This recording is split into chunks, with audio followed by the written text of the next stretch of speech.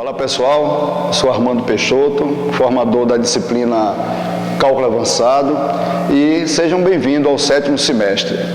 Aí eu chamo a atenção de vocês sobre a responsabilidade de estarem já concluindo o curso, só falta esse semestre e o próximo, e essa conotação toda, vamos ter que estabelecer aqui essa relação, essa parceria, né, de estudo, e quem já está numa disciplina Cálculo Avançado pode ver que já passou de aquelas disciplinas de fundamentos, Cálculo 1, Cálculo 2, Cálculo 3, e agora vamos botar para valer aí. Eu espero que vocês tenham um maior relacionamento no ambiente virtual. Vou estar presente nesse ambiente virtual, assim como os tutores à distância. A nossa primeira videoaula vai ser sobre funções reais de várias variáveis reais, de muitas variáveis. Aqui eu vou fazer uma apresentação, uma sinopse do nosso plano de ensino. Não vou detalhar nesse momento, porque vocês vão encontrar isso lá no ambiente virtual, e assim como o cronograma das nossas atividades. Vamos ter duas provas, uma prova valendo 7, outra prova valendo 3, e espero que vocês participem bastante do fórum, o fórum de dúvidas, o fórum avaliativo, e percebam que vocês têm essa responsabilidade conosco, e assim como eu tenho uma responsabilidade com vocês. Então, vocês já, como eu já falei, estão no 7º semestre, isso aí alarga uma grande responsabilidade no pensar da educação matemática, da matemática superior. Esse é o cronograma nosso, da disciplina. Tem conteúdos programáticos, então a primeira videoaula, o primeiro conteúdo vai ser funções de N variáveis reais. Depois falaremos derivadas parciais. Antes um pouco também curva de nível, que está inerente a esse conteúdo, diferenciabilidade, o teorema da função composta, cálculo de integrais duplas, integrais triplas e um pouco de integrais curvilíneas e de superfície. Bom, então, essa primeiro encontro da disciplina, eu já vou estabelecer aqui o conteúdo com vocês de funções reais, de várias variáveis reais.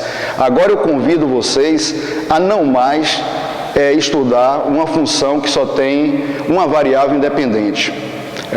Como tipo assim, eu tenho uma variável independente que trabalha aqui no x e uma variável dependente. Bom, a exemplo, tem vários fenômenos na natureza que trabalha com duas variáveis. Uma variável, por exemplo, tempo, velocidade, tempo, temperatura, tempo, pressão, tempo, aceleração, etc. Só que muitas expressões na matemática, ou na física, na química, utilizam mais de uma variável. A exemplo, podemos relacionar aquela expressão muito conhecida da química, que PV é igual a nRT. Aí, nessa daí, se nós estabelecermos uma constante como a temperatura, que aí fica um sistema isotérmico, aí eu só trabalho com duas variáveis, pressão, volume. Se nós estabelecermos nesse momento também o volume como constante, quer dizer, isovolumétrico, um sistema isovolumétrico, aí eu só vou ter a pressão e a temperatura, assim como o sistema isobárico, que aí eu vou ter apenas o volume e a temperatura se movimentando. Mas chegou o momento agora de eu convidar vocês a trabalharem com mais de uma variável independente. Bom, quando você trabalha também com volume de um paralelepípedo, aí nós temos o x, y, z, largura, comprimento, altura. Então, você trabalha com 3 variáveis independentes que você vai alimentar a fórmula do volume, e volume já é a 4ª dimensão. Assim como área de um retângulo, por exemplo, coisa mais simples, que é x vezes y, base vezes altura. Então, a área já é a 3ª variável. Essa 3ª variável é justamente a variável dependente. Então, x e y, variável independente. Bom, para não ficar falando e para que vocês tenham uma maior percepção do que eu estou falando, então, vou fazer o seguinte: f é uma função Esta função agora estabelece que o domínio é uma região do plano, então F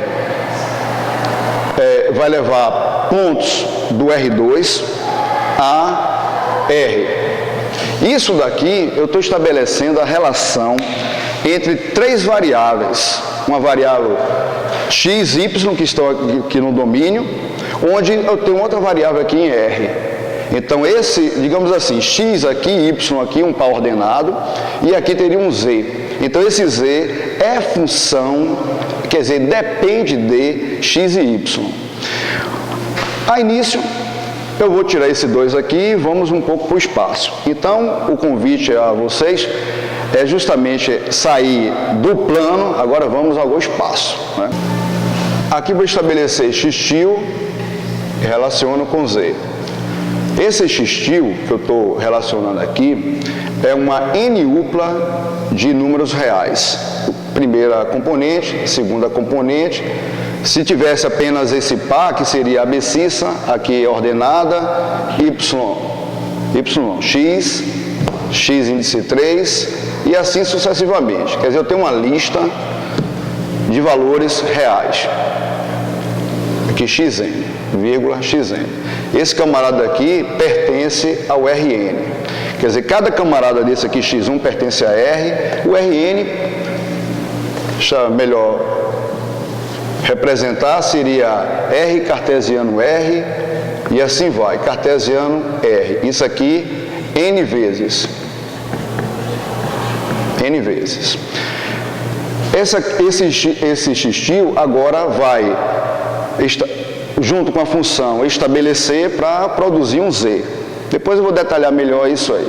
Então isso aqui seria uma n-upla de valores reais. Se tivesse só apenas x1 e x2, seria uma dupla. Assim como nós fazemos lá em outros ramos da matemática, o enésimo termo, quer dizer, n termos. Aqui seria uma n-upla para reduzir, para ficar 2 dupla, 3 upla, então seria uma tripla, uma dupla, uma quádrupla e etc.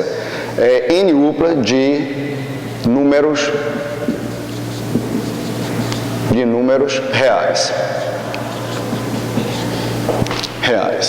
Então, esse x-til, compondo, que pertence a esse camarada aqui, que é o Rn, né?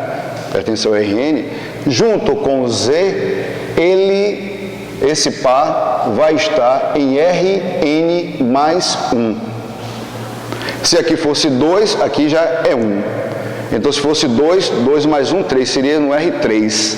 Seria uma superfície. É isso que eu estou falando para vocês, o convite de sair do plano para o espaço.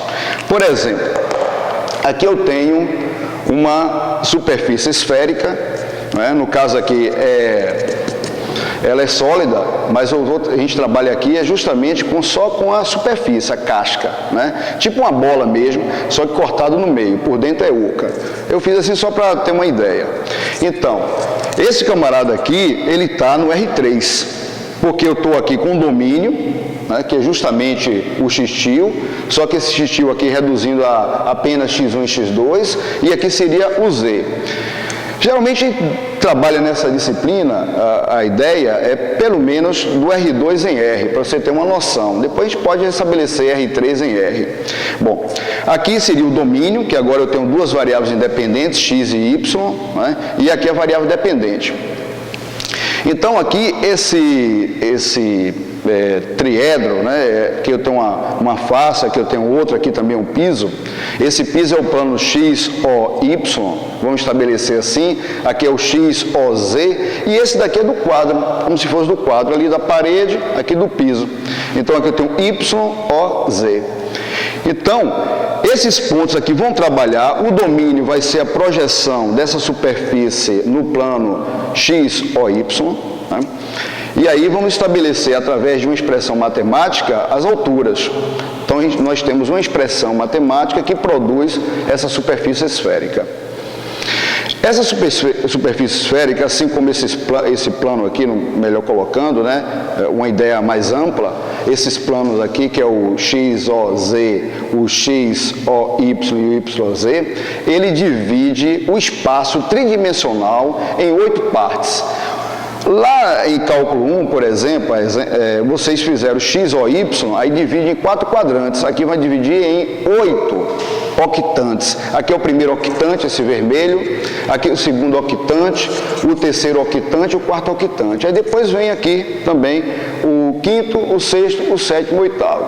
Quer dizer, vai dividir como uma ideia, com 8 salas. Aqui a sala, né? Aqui o quadro, a parede, o piso que vocês estão com o pezinho aqui. Então seria o primeiro octante. Depois vem aqui o segundo, outra sala, outra e assim vai. Temos 8 salas aqui.